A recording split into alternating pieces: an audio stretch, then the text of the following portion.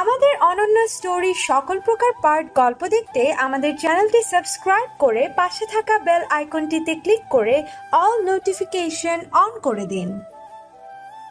সকালে আরামে ঘুমাচ্ছিলাম আর তখন আমার মা এসে ডাকা শুরু করলো, এ আবির, আর কত ঘুমাবি? এবার ওঠ, সকাল হয়ে গেছে। মা তুমি যাও, আমি উঠছি। মা আর কিছু না বলে চলে গেল আর আমিও উঠে পরে চলে গেলাম ফ্রেশ হতে।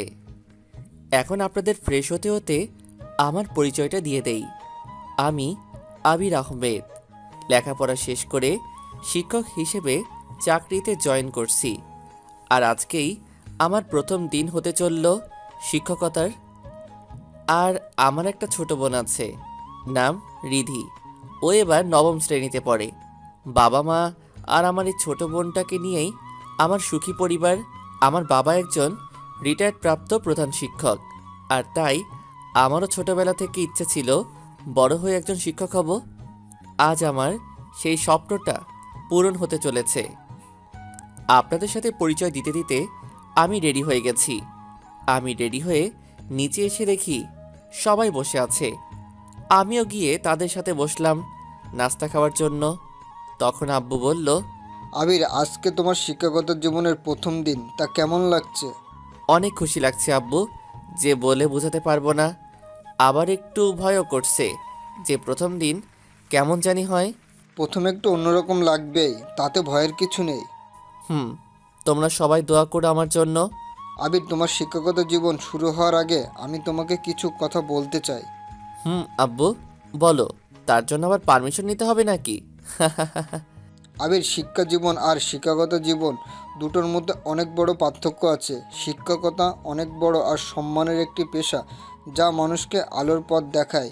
আমি আমার জীবনের বেশিরভাগ সময় এই সম্মানের পেশা পার করে দিয়েছি, আর আমার এই শিক্ষাগত জীবনে এক বিন্দু পরিমাণ দাগ লাগতে দেয়নি আমার শিক্ষকতায়। আর তাই আমি তোমাকে বলছি, জীবনে কখনো এমন কোনো কাজ করবে না যার জন্য শিক্ষকতা নামে মহান পেশায় কোনো দাগ লাগে। আর এখনও এমন কিছু করো না যাতে তোমার জন্য সমাজে আমার মাথা নিচু হয়।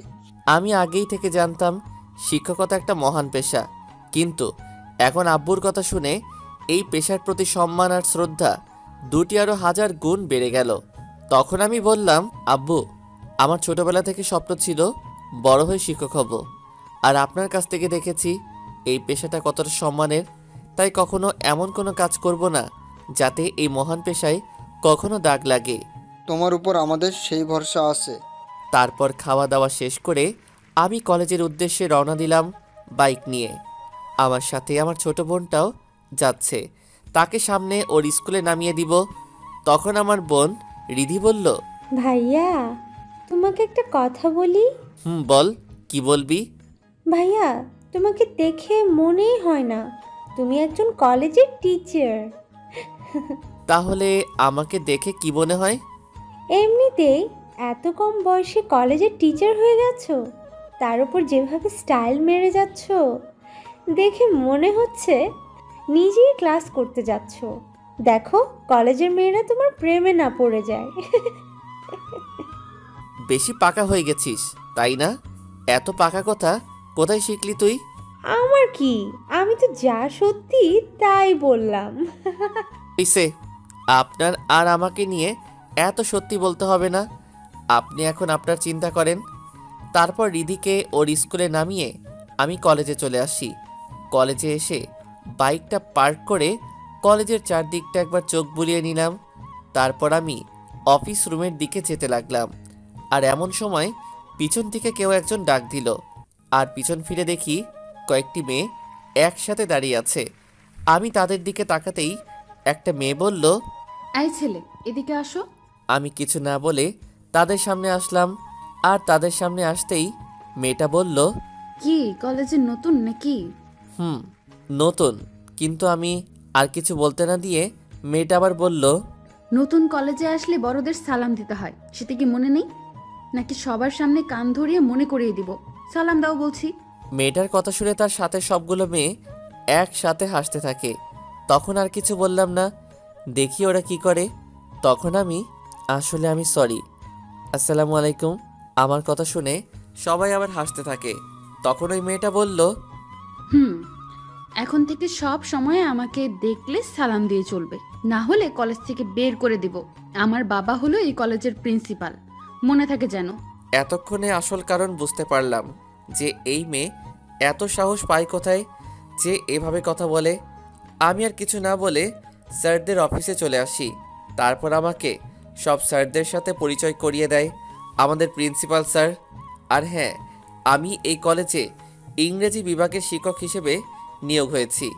তখন প্রিন্সিপাল স্যার বলেন, আবির, চলো তোমাকে তোমার ক্লাসের শিক্ষার্থীর সাথে পরিচয় করিয়ে দেই। জি স্যার, চলেন। তারপর আমাকে নিয়ে principal sir inter second year ক্লাসে যায়। আর আমি ক্লাসে আসতেই দেখি যে কয়েকটি মেয়ে একসাথে মিলে আমার সাথে ফাইজলামি করছিল। সবগুলা একসাথে ক্লাসে বসে আড্ডা দিচ্ছিল। আর তখন প্রিন্সিপাল স্যার, স্টুডেন্টরা সবাই এদিকে লক্ষ্য করো। প্রিন্সিপাল স্যারের কথা শুনে সবাই যে যার জায়গায় খুব সুন্দর করে বসে পড়ে। তখন স্যার বললেন, ডিয়ার স্টুডেন্ট, ইনি হচ্ছেন তোমাদের নতুন শিক্ষক আবির আহমেদ। আজ থেকে তোমাদের ইংলিশ ক্লাসটা আবির করাবে। আশা করি তোমরা সবাই তার পাঠদান উপভোগ করবে। আর আবির, তুমি তোমার স্টুডেন্টদের সাথে পরিচয় হয়ে নাও, আর আশা করি তোমারও ভালো লাগবে তাদের পড়াতে। এই কথা বলে প্রিন্সিপাল স্যার ক্লাস থেকে বেরিয়ে গেলেন। তখন আমি ওই মেয়েগুলোর দিকে তাকিয়ে দেখি সবকটা মেয়ে আমার দিকে চোখ এমন বড় করে তাকিয়ে আছে যে যে কোনো সময় চোখ খুলে হাতে চলে আসতে পারে। আর তখন আমি একটা মুচকি হাসি দিয়ে বললাম, ডিয়ার স্টুডেন্টস, তোমরা সবাই কেমন আছো? আমরা ভালো আছি, আপনি কেমন আছেন স্যার? আলহামদুলিল্লাহ, আমিও ভালো আছি। এখন আমি তোমাদেরকে আমার পরিচয়টা বলি। যদিও প্রিন্সিপাল স্যার একবার বলছে, তবুও আমি আরেকবার বলি। আমি হলাম আবির আহমেদ। ঢাকা থেকে ইংলিশে মাস্টার্স শেষ করে এখন তোমাদের এখানে নতুন শিক্ষক হিসেবে নিয়োগ হয়েছি। Let's all of you enjoy my teaching. আশা করি তোমরা সবাই আমার শেখানোটা উপভোগ করবে। এখন তোমরা সবাই আমাকে যার যার পরিচয়টা দাও। আমার কথা শুনে সবাই এক এক করে নিজের পরিচয় দিচ্ছে। অবশেষে আসলো তাদের পালা, যারা আমার সাথে দুষ্টামি করেছিল। তখন আমি তাদের বললাম, তো আপনাদের পরিচয়টা একটু দেন তো দেখি। আমার কথা শুনে 5 জন মেয়ের মধ্যে 4 জন মেয়ে মাথাটা নিচু করে ফেললো। কিন্তু তাদের নেতা মানে আমাদের প্রিন্সিপাল স্যারের মেয়ে দেখি আমার চোখে চোখ রেখে তাকিয়ে আছে। ওকে দেখে মনেই হয় না যে আমাকে দেখে ওর ভিতর কোনো প্রকার ভয় কাজ করছে। কিন্তু সত্যি বলতে ও যেভাবে আমার দিকে চোখ বড় করে তাকিয়ে আছে তাতে আমার ভিতর একটা ভয় কাজ করছে। তখন আমি বললাম, এই মেয়ে দাঁড়াও। আমি দাঁড়ানোর কথা বলতেই মেয়েটা দাঁড়িয়ে গেল। তখন আমি বললাম, নাম কি তোমার? নাম বলো। আমার নাম হলো রাত্রি রহমান। নামটা এমনভাবে বলল যেন আমাকে নিজের নাম বলেনি, আমার উপর মুখ দিয়ে বুলেট মারছে। আমি আর ওর কাছে কিছুই জানতে চাইনি, কারণ ওর নাম বলার ভাব দেখে আমার বাকি সব জানা হয়ে গেছে। তারপর রাত্রিকে বসতে বলে বাকি 4 জনকে নাম জিজ্ঞাসা করি আর খুব সুন্দর করে নিজের নাম বলে দেয়। তাদের 4 জনের নাম হলো লামিয়া, আনিসা, তন্নি আর তয়া। তারপর আমি তাদের সাথে পাঠ্য বইয়ের বাহিরে বিভিন্ন বিষয় নিয়ে আলাপ করি, কারণ প্রথম দিন বইয়ের পড়ার চাইতে বেশি ইম্পর্ট্যান্ট হলো শিক্ষার্থীদের নিজের একটা সম্পর্ক তৈরি করা। আর তাদের সবাইকে দেখে মনে হলো সবাই আমার কথা খুব সহজেই বুঝতে পারছে। ওই দিনের মতো ক্লাসটা এইভাবে করে আমি স্টুডেন্টদের কাছ থেকে বিদায় নিয়ে চলে যাচ্ছি অফিস রুমে। আমি ক্লাস থেকে বের হয়ে সিঁড়ির কাছে আসতেই পিছন থেকে কে যেন ডাক দিল। আমি পিছনে ফিরে তাকিয়ে দেখি লামিয়া আমাকে ডাকছে। তখন আমি বললাম, লামিয়া, তুমি কিছু বলবে? স্যার, আমি সত্যিই খুব সরি।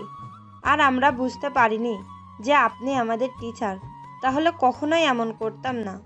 আরে ঠিক আছে, আমি কিছু মনে করিনি, কিন্তু অন্য কারোর সাথে এমন করো না, এতে তোমাদের সবাই খারাপ বলবে। সত্যি স্যার, আপনি আমাদের ক্ষমা করে দিয়েছেন। আমরা আর কখনো এমন করব না। আচ্ছা ঠিক আছে, এখন ক্লাসে যাও। এই কথা বলেই আমি যখন আবার সামনের দিকে হাঁটা দিলাম তখন পিছন থেকে লামিয়া আবার বলল, স্যার, আপনার সাথে কথা শেষ হয়নি, দাঁড়ান স্যার।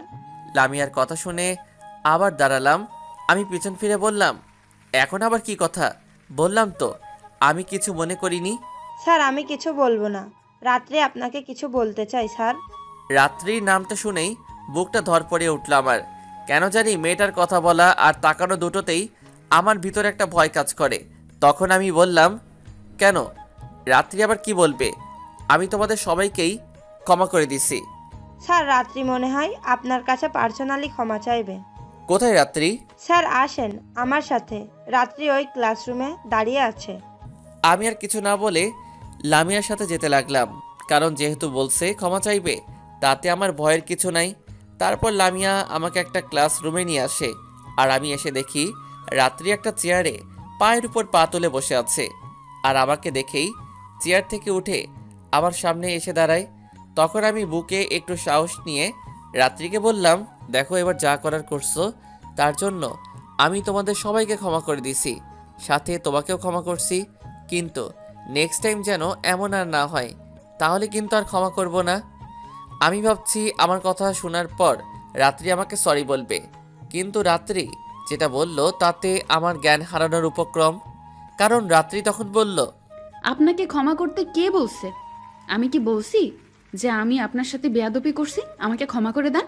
তাহলে যেখানে আমি আপনার কাছে ক্ষমাই চাইনি, সেখানে আপনি আমাকে কি ক্ষমা করবেন?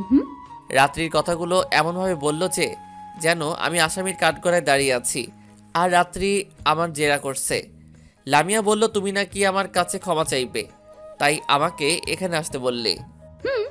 আপনাকে এখানে আমি মিথ্যা বলে আনছি, আর আপনার কাছে এখানে ক্ষমা চাইতেও আসিনি আমি। তাহলে কেন ডাকছো? আমি বরং চলে যাই। আজ সকালে আপনার সাথে যা হয়েছে তা যদি আপনি আমার আব্বু মানে প্রিন্সিপাল স্যারের কাছে কমপ্লেন দেন, তাহলে আপনাকে আমি দেখে নিব। আর আমার রাগ সম্পর্কে আপনার কোনো ধারণা নাই, তাই আপনাকে বলছি সব সময় চুপ করে থাকবেন, আর আমার সাথে এত টিচার টিচার ভাব দেখাবেন না। এখন যান এখান থেকে। রাত্রির কথা শুনে আমার ছেড়ে দে মা, কাইন্দাবাচি অবস্থা। আমি তো এক প্রকার দৌড় দিয়ে সেখান থেকে চলে আসি স্যারদের অফিস রুমে। বিশেষ দ্রষ্টব্য, ভুল ত্রুটি ক্ষমা ও সুন্দর দৃষ্টিতে দেখবেন, আর ভালো লাগলে লাইক কমেন্ট করে সাথে থাকবেন।